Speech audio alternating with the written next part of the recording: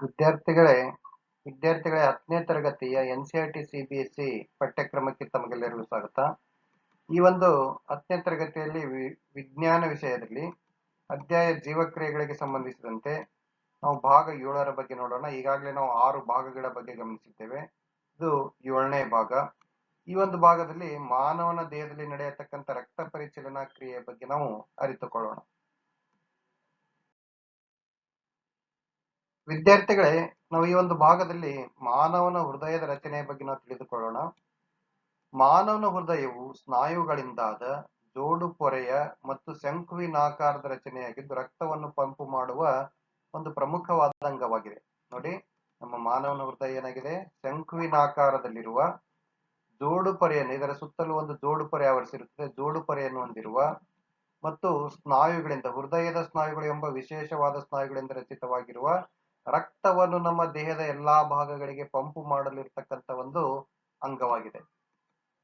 ನಮ್ಮ ಹೃದಯವು ನಮ್ಮ ಮುಷ್ಟಿಯ ಗಾತ್ರವನ್ನು ಹೊಂದಿರುತ್ತದೆ. ಅಂದ್ರೆ ಯಾರ್ಯಾರ ಹೃದಯವು ಅವರವರ ಮುಷ್ಟಿಯ ಗಾತ್ರಕ್ಕೆ ಇರುತ್ತದೆ. ಸುಮಾರಾಗಿ ಇದು ಒಬ್ಬ ವಯಸ್ಕರ ವ್ಯಕ್ತಿಯಲ್ಲಿ 12 ಸೆಂಟಿಮೀಟರ್ ಉದ್ದ ಮತ್ತು 9 ಸೆಂಟಿಮೀಟರ್ ಅಗಲವಾಗಿದ್ದರೆ, ವಯಸ್ಕರ ಪುರುಷನಲ್ಲಿ ಇದರ 300 ಗ್ರಾಂ ತೂಕವನ್ನು ಹೊಂದಿದ್ದರೆ, ವಯಸ್ಕರ ಮಹಿಳೆಯರಲ್ಲಿ ಸುಮಾರು 250 ಗ್ರಾಂ ತೂಕವನ್ನು ಹೊಂದಿರುತ್ತದೆ. ಇದು 2 ಶ್ವಾಸಕೋಶಗಳ ನಡುವೆ ಇರುವ ಎದೆಯ ಕುಳಿಯಲ್ಲಿರುತ್ತದೆ. 2 ಶ್ವಾಸಕೋಶಗಳ ನಡುವೆ ಒಂದು ಕುಳಿ ಇರುತ್ತದೆ. ಆ ಕುಳಿಯಲ್ಲಿ ಅಥವಾ ಕುಹರದಲ್ಲಿ ಸಾಮಾನ್ಯವಾಗಿ ನಮ್ಮ ಹೃದಯವು ಏನಾಗಿರುತ್ತದೆ? ಅಡಕವಾಗಿರುತ್ತದೆ. ಇದು ನಮ್ಮ ಹೃದಯದ ಬಗ್ಗೆ ಇರತಕ್ಕಂಥ ಬಾಹ್ಯ ಅಂಶಗಳಾಗಿರತಕ್ಕಂಥ ಗಾತ್ರ, ರಚನೆ ಮತ್ತು ಅದರ ಸ್ಥಾನದ ಬಗ್ಗೆ ಇರತಕ್ಕಂಥ ಅಂಶಗಳಾದ ವಿದ್ಯಾರ್ಥಿಗಳೇ, ನಮ್ಮ ಹೃದಯವು ಹೃದಯಾವರಣ ಎಂಬ ಕಿರಿದಾದ ದ್ರವ ತುಂಬಿದ ಪೊರೆಯಿಂದ ಆವೃತವಾಗಿದೆ. ನಮ್ಮ ಹೃದಯದಲ್ಲಿ ನಾವು ಗಮನಿಸಿದಾಗ ಹೃದಯದ ಸುತ್ತಲೂ ಏನಿದೆ? ನಮ್ಮ ಹೃದಯದ ಸುತ್ತಲೂ ಜೋಡು ತೆಳುವಾದ ಪೊರೆಯಿಂದ ಆವರಿಸಿರುವ ಒಂದು ಪೊರೆ, ಪದರಗಳಿಂದ ಆವರಿಸಿದ ಒಂದು ಪೊರೆ ಆವರಿಸಿದೆ. ಅದಕ್ಕೆ ನಾವೇನು ಕರೆಯುತ್ತೇವೆ? ಹೃದಯಾವರಣ ಪೊರೆ ಎಂದು ಕರೆಯುತ್ತೇವೆ. ಈ ಹೃದಯಾವರಣದ 2 ಪೊರೆಗಳ ನಡುವೆ ಒಂದು ದ್ರವ ತುಂಬಿರುತ್ತದೆ. ಆ ಒಂದು ದ್ರವಕ್ಕೆ ನಾವೇನು ಕರೆಯುತ್ತೇವೆ? ಹೃದಯಾವರಣ ದ್ರವ ಎಂದು ಕರೆಯುತ್ತೇವೆ. ಹೃದಯವು ಹೃದಯಾವರಣ ಎಂಬ ಕಿರಿದಾದ ದ್ರವ ತುಂಬಿದ ಪೊರೆಯಿಂದ ಆವೃತವಾಗಿದೆ. ಪೆರಿಕಾರ್ಡಿಯಂ, ಇದಕ್ಕೆ ಇಂಗ್ಲಿಷ್ ನಲ್ಲಿ ಪೆರಿಕಾರ್ಡಿಯಂ ಎಂದು ಕರೆಯುತ್ತೇವೆ. ಪೆರಿಕಾರ್ಡಿಯಂನ ಈ ಪದರಗಳ ನಡುವೆ ಇರುವ ದ್ರವವನ್ನು ಹೃದಯಾವರಣ ದ್ರವ ಎಂದು ಕರೆಯಲಾಗುತ್ತದೆ. ಈ ಹೃದಯಾವರಣ ಪೊರೆ ಮತ್ತು ಹೃದಯಾವರಣ ದ್ರವ ಇವೆರಡೂ ಘರ್ಷಣೆ ರಹಿತ ಚಲನೆಗೆ ಸಹಾಯ ಮಾಡುತ್ತವೆ ಹಾಗೂ ಯಾವುದೇ ಯಾಂತ್ರಿಕ ಆಘಾತಗಳಿಂದ ನಮ್ಮ ಹೃದಯವನ್ನು ಏನ್ ಮಾಡುತ್ತವೆ? ರಕ್ಷಿಸುತ್ತವೆ. ನಮ್ಮ ಹೃದಯದ ಎಡಭಾಗ ಮತ್ತು ಬಲಭಾಗ ಎಂಬ ಭಾಗಗಳಿದ್ದು, ನಮ್ಮ ಹೃದಯದಲ್ಲಿ ಇದು ಬಲಭಾಗ, ಇದು ಎಡಭಾಗ ಅಂತ ಹೇಳಿ ಕರಿತೀವಿ. ಈ ಬಲಭಾಗ ಮತ್ತು ಎಡಭಾಗಗಳನ್ನ ಸೆಪ್ಟಮ್ ಎಂಬ ದಪ್ಪ ಸ್ನಾಯುಕ ಪೊರೆ ಏನ್ ಮಾಡುತ್ತದೆ? ಬೇರ್ಪಡಿಸುತ್ತದೆ. ಇಲ್ಲಿ ಏನಿರುತ್ತದೆ? ಇಲ್ಲಿ ಸೆಪ್ಟಮ್ ಎಂಬ ಒಂದು ದಪ್ಪವಾದ ಸ್ನಾಯುಗಳುಂಟಾದ ಪೊರೆ ಇದ್ದು, ಈ ಪೊರೆಯು ನಮ್ಮ ಎಡಭಾಗ ಮತ್ತು ಹೃದಯದ ಬಲಭಾಗ ಮತ್ತು ಎಡಭಾಗಗಳನ್ನು ಏನ್ ಮಾಡುತ್ತದೆ? ಬೇರ್ಪಡಿಸುತ್ತದೆ.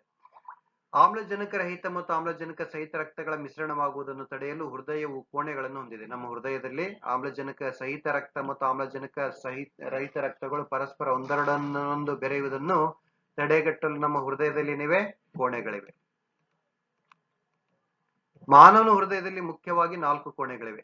ನಮ್ಮ ಮಾನವನ ಹೃದಯದಲ್ಲಿ ಪ್ರಮುಖವಾಗಿ 4 ಕೋಣೆಗಳಿವೆ. ಅವುಗಳೆಂದರೆ ಬಲ ಹೃತ್ಕರ್ಣ, ಎಡ ಹೃತ್ಕರ್ಣ, ಬಲ ಹೃತ್ಕುಕ್ಷಿ ಹಾಗೂ ಎಡ ಹೃತ್ಕುಕ್ಷಿ. ನೋಡಿ, ಬಲ ಹೃತ್ಕರ್ಣ, ಎಡ ಹೃತ್ಕರ್ಣ, ಬಲ ಹೃತ್ಕುಕ್ಷಿ ಮತ್ತು ಎಡ ಹೃತ್ಕುಕ್ಷಿ ಎಂಬ ಪ್ರಮುಖವಾದ 4 ಭಾಗಗಳನ್ನು ನಮ್ಮ ಹೃದಯದಲ್ಲಿ ಕಾಣಬಹುದು. ಮೇಲಿನ 2 ಭಾಗಗಳು ಹೃತ್ಕರ್ಣಗಳು ಮತ್ತು ಕೆಳಗಿನ 2 ಭಾಗಗಳು ಹೃತ್ಕುಕ್ಷಿಗಳಾಗಿರುತ್ತವೆ.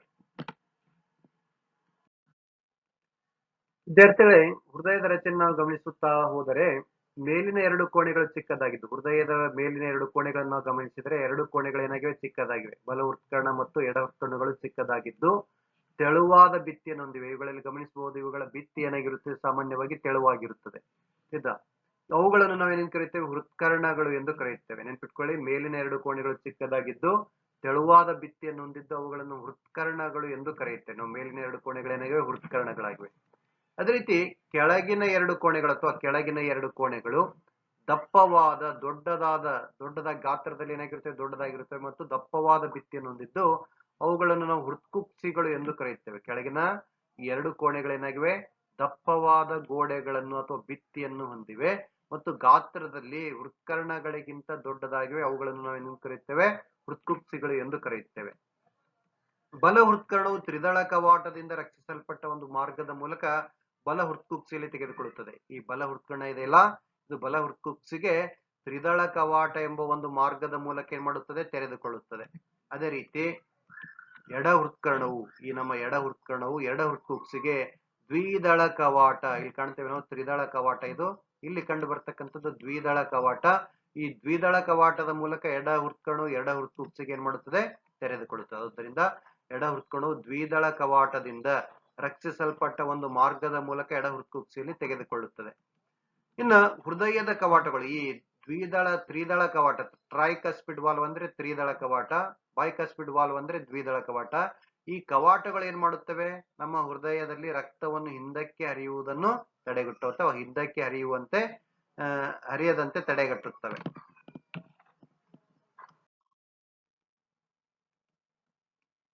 ವಿದ್ಯಾರ್ಥಿಗಳೇ, ಇಡೀ ನಮ್ಮ ದೇಹದಿಂದ ಆಕ್ಸಿಜನ್ ರಹಿತ ರಕ್ತವು ಈ ಕೆಳಗಿನ ರಕ್ತನಾಳಗಳ ಮೂಲಕ ಬಲ ಹೃತ್ಕರ್ಣವನ್ನು ಪ್ರವೇಶಿಸುತ್ತದೆ.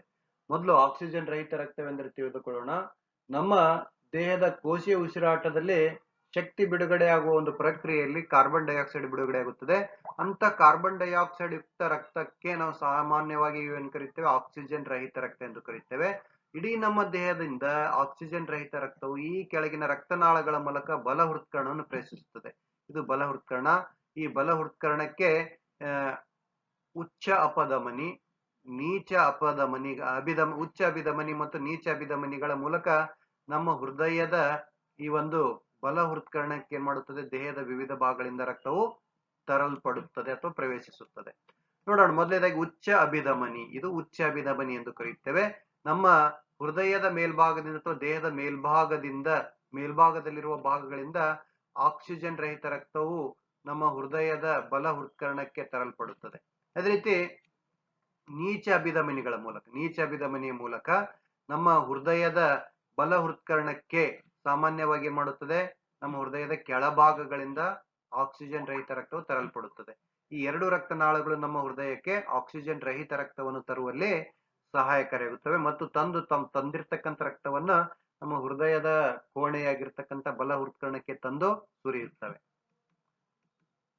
ಬಲ ಹೃತ್ಕುಕ್ಷಿಯು ಆಮ್ಲಜನಕ ರಹಿತ ರಕ್ತವನ್ನು ಶ್ವಾಸಕೋಶಗಳಿಗೆ ಪಂಪ್ ಮಾಡುತ್ತದೆ. ಬಲ ಹೃತ್ಕುಕ್ಷಿ, ಇದಕ್ಕೆ ಏನ್ ಕರಿತೀವಿ ನಾವು, ಬಲ ಹೃತ್ಕುಕ್ಷಿ. ಈ ಬಲ ಹೃತ್ಕುಕ್ಷಿಯು ಆಕ್ಸಿಜನ್ ರಹಿತ ರಕ್ತವನ್ನು ನಮ್ಮ ಶ್ವಾಸಕೋಶಗಳಿಗೆ ಏನ್ ಮಾಡುತ್ತದೆ, ಪಲ್ಮರಿ ಪುಪ್ಪುಸಕ ಅಪಧಮನಿಗಳ ಮೂಲಕ ಸಾಮಾನ್ಯವಾಗಿ ಇದು ಕಳಿಸುತ್ತದೆ. ಆಕ್ಸಿಜನ್ ರಹಿತ ರಕ್ತವು ಶ್ವಾಸಕೋಶಗಳಿಂದ ಎಡ ಹೃತ್ಕರ್ಣಕ್ಕೆ ಪುಪ್ಪುಸಕ ಅಭಿಧಮನಿಗಳ ಮೂಲಕ ಬರುತ್ತದೆ. ನೋಡಿ, ಈ ಪುಪ್ಪುಸಕ ಅಪಧಮನಿಗಳ ಮೂಲಕ ನಮ್ಮ ಹೃದಯದ ಬಲ ಹೃತ್ಕುಕ್ಷಿಯಲ್ಲಿರ್ತಕ್ಕಂಥ ಆಕ್ಸಿಜನ್ ರಹಿತ ರಕ್ತ ಹೋದಾಗ ಶ್ವಾಸಕೋಶಗಳಲ್ಲಿ ಕಾರ್ಬನ್ ಡೈಆಕ್ಸೈಡ್ ಅನ್ನು ಬಿಟ್ಟು ರಕ್ತವು ಆಕ್ಸಿಜನ್ ಅನ್ನು ಹೀರಿಕೊಂಡು ಆಕ್ಸಿಜನ್ ಸಹಿತ ರಕ್ತವಾಗುತ್ತದೆ. ಅಂತ ಆಕ್ಸಿಜನ್ ಸಹಿತ ರಕ್ತವು ನಮ್ಮ ಶ್ವಾಸಕೋಶಗಳಿಂದ ಏನ್ ಮಾಡುತ್ತದೆ, ಮತ್ತೆ ನಮ್ಮ ಹೃದಯದ ಎಡ ಹೃತ್ಕರ್ಣಕ್ಕೆ ತರಲ್ಪಡುತ್ತದೆ. ಯಾವುದರ ಮೂಲಕ ಅಂದ್ರೆ ಪುಪ್ಪುಸಕ ಅಭಿಧಮನಿಗಳ ಮೂಲಕ. ಇಲ್ಲಿ ಗಮನಿಸಬಹುದು, ಪಲ್ಮನರಿ ವೇನ್ ಅಂತೇಳಿ ಏನ್ ಕರಿತೀವಲ್ಲ, ಇವುಗಳು ಪುಪ್ಪುಸಕ ಅಭಿಧಮನಿಗಳು. ಈ ಪುಪ್ಪುಸಕ ಅಭಿಧಮನಿಗಳು ಈ ಕಡೆಯಿಂದಲೂ ಕೂಡ ಬರುತ್ತವೆ, ಈ ಕಡೆಯಿಂದ ಬರುತ್ತವೆ. ಇವು ಆಕ್ಸಿಜನ್ ಸಹಿತ ರಕ್ತವನ್ನು ನಮ್ಮ ಎರಡು ಶ್ವಾಸಕೋಶಗಳಿಂದ, ಎಡ ಮತ್ತು ಬಲ ಶ್ವಾಸಕೋಶಗಳಿಂದ ಆಕ್ಸಿಜನ್ ಸಹಿತ ರಕ್ತವನ್ನು ತಂದು ನಮ್ಮ ಹೃದಯದ ಎಡ ಹೃತ್ಕರ್ಣದಲ್ಲಿ ಸುರಿಯುತ್ತವೆ. ಆಕ್ಸಿಜನ್ ಸಹಿತ ರಕ್ತವನ್ನು ಮಹಾಪಧಮನಿ ಮತ್ತು ಅದರ ಕವಲುಗಳ ಮೂಲಕ ನಮ್ಮ ದೇಹದ ವಿವಿಧ ಭಾಗಗಳಿಗೆ ಪಂಪ್ ಮಾಡಲಾಗುತ್ತದೆ. ಇಲ್ಲಿ ಎಡ ಹೃತ್ಕರ್ಣದಲ್ಲಿರ್ತಕ್ಕಂಥ ರಕ್ತವು ನಂತರ ಏನ್ ಮಾಡುತ್ತದೆ, ಎಡ ಹೃತ್ಕುಕ್ಷಿಗೆ ತಳ್ಳಲ್ಪಡುತ್ತದೆ. ಈ ಎಡ ಹೃತ್ಕುಕ್ಷಿಯಲ್ಲಿರ್ತಕ್ಕಂಥ ಆಕ್ಸಿಜನ್ ಸಹಿತ ರಕ್ತವು ಮಹಾಪಧಮನಿ, ಇದಕ್ಕೆ ಏನ್ ಕರಿತೀವಿ ನಾವು, ಮಹಾಪಧಮನಿ ಮತ್ತು ಅದರ ಕವಲುಗಳು.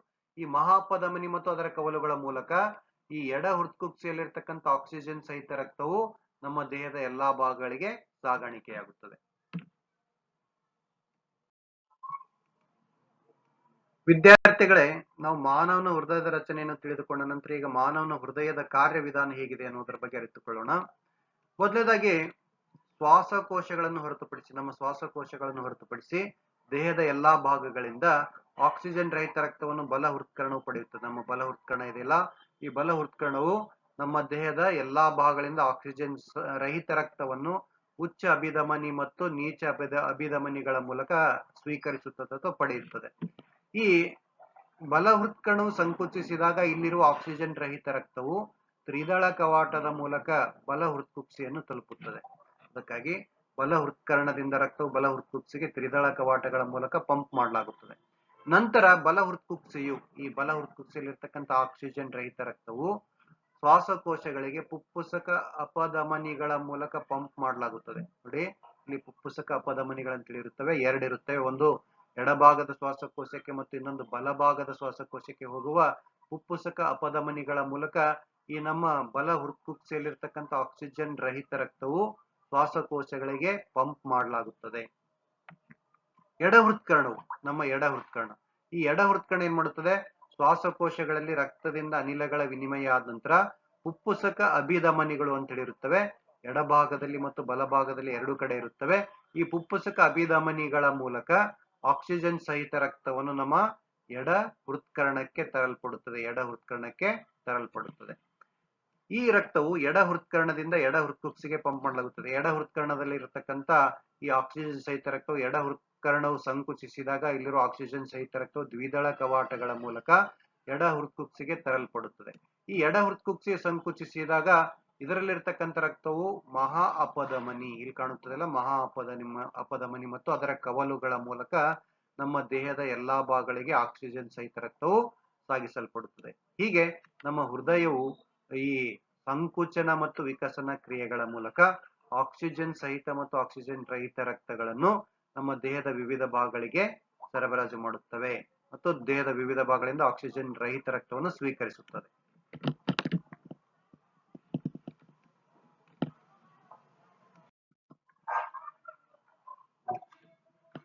ವಿದ್ಯಾರ್ಥಿಗಳಿಗೆ ನಾವು ಹೃತ್ಕರ್ಣ ಮತ್ತು ಹೃತ್ಕುಕ್ಷಿಗಳ ನಡುವಿನ ವ್ಯತ್ಯಾಸಗಳನ್ನು ಗಮನಿಸೋಣ. ಹೃತ್ಕರ್ಣಗಳೆಂದರೆ ನಮ್ಮ ಹೃದಯದ ಮೇಲಿನ ತೆಳುವಾದ ಭಿತ್ತಿಯಿಂದಾದ ಕೊನೆಗಳು. ಹೃತ್ಕರ್ಣಗಳೇನಾಗಿವೆ, ನಮ್ಮ ಹೃದಯದ ಮೇಲ್ಭಾಗದಲ್ಲಿರ್ತಕ್ಕಂಥ ಹೃದಯದ ಮೇಲಿನ ತೆಳುವಾದ ಭಿತ್ತಿಯಿಂದಾದ ಕೊನೆಗಳು. ಹೃತ್ಕುಕ್ಷಿಗಳು ಹೃದಯದ ಕೆಳಗಿನ ದಪ್ಪವಾದ ಭಿತ್ತಿಯಿಂದಾದ ಕೊನೆಗಳು. ಹೃದಯದ ಕೆಳಭಾಗದಲ್ಲಿರ್ತಕ್ಕಂಥ ದಪ್ಪವಾದ ಭಿತ್ತಿಯಿಂದಾದ ಕೊನೆಗಳು ಹೃತ್ಕುಕ್ಷಿಗಳು. ಈ ಹೃತ್ಕರ್ಣಗಳು ಅಭಿಧಮನಿಗಳಿಂದ ರಕ್ತವನ್ನು ಸ್ವೀಕರಿಸುತ್ತವೆ. ಉಚ್ಚ ಮತ್ತು ನೀಚ ಅಭಿಧಮನಿಗಳಿಂದ ಆಕ್ಸಿಜನ್ ರಹಿತ ರಕ್ತವನ್ನು ಸ್ವೀಕರಿಸುತ್ತವೆ. ಈ ನಮ್ಮ ಹೃತ್ಕುಕ್ಷಿಗಳು ಇವುಗಳು ಸಾಮಾನ್ಯವಾಗಿ ಹೃತ್ಕರ್ಣಗಳಿಂದ ರಕ್ತವನ್ನು ಪಡೆಯುತ್ತವೆ. ಹೃತ್ಕರ್ಣಗಳಿಂದ ರಕ್ತವು ತಳ್ಳಲ್ಪಡುತ್ತದೆ. ಇಲ್ಲಿಗೆ ಹೃತ್ಕುಕ್ಷಿಗಳಿಗೆ ದ್ವಿದಳ ಮತ್ತು ತ್ರಿದಳ ಕವಾಟಗಳ ಮೂಲಕ ತಳ್ಳಲ್ಪಡುತ್ತದೆ. ಇನ್ನು ಹೃತ್ಕರ್ಣವು ರಕ್ತವನ್ನು ಹೃತ್ಕುಕ್ಷಿಗಳಿಗೆ ತಳ್ಳುತ್ತವೆ. ಹೃತ್ಕರ್ಣಗಳು ಏನ್ ಮಾಡ್ತಾವೆ, ತಮ್ಮಲ್ಲಿರ್ತಕ್ಕಂಥ ರಕ್ತವನ್ನು ಹೃತ್ಕುಕ್ಷಿಗಳಿಗೆ ತಳ್ಳುತ್ತವೆ. ಇನ್ನು ಹೃತ್ಕುಕ್ಷಿಗಳು ತಮ್ಮಲ್ಲಿರ್ತಕ್ಕಂಥ ರಕ್ತವನ್ನು ಅಪಧಮನಿಗಳ ಮೂಲಕ ಎಲ್ಲಿಗೆ ತಳ್ಳುತ್ತವೆ, ನಮ್ಮ ದೇಹದ ವಿವಿಧ ಭಾಗಗಳಿಗೆ ತಳ್ಳುತ್ತವೆ. ಇವು ಹೃತ್ಕರ್ಣ ಮತ್ತು ಹೃತ್ಕುಕ್ಷಿಗಳ ನಡುವಿನ ಪ್ರಮುಖವಾದ ವ್ಯತ್ಯಾಸಗಳಾಗಿವೆ.